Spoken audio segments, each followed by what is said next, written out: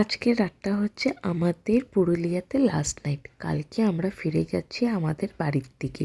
তো সকাল সকাল তো সবাই চেক আউট করে যাব। তো আজকে রাতে আমরা সবাই একটা নিচে বারবিকিউতে জয়েন করব। তার আগে আমি ঘুরে দেখে নিচ্ছি যে এই রিসর্টটা রাতের বেলায় কীরকম লাগে।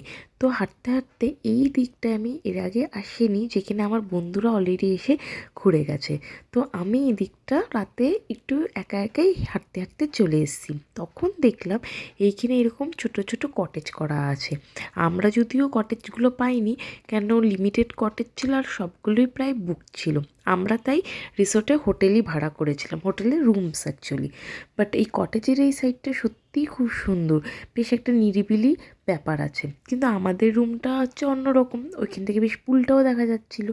যাই হোক, সব মিলিয়ে বলতে পারি পুরুলিয়াতে এসে এখানে থেকে এক্সপিরিয়েন্সটা বেশ ভালোই লাগলো।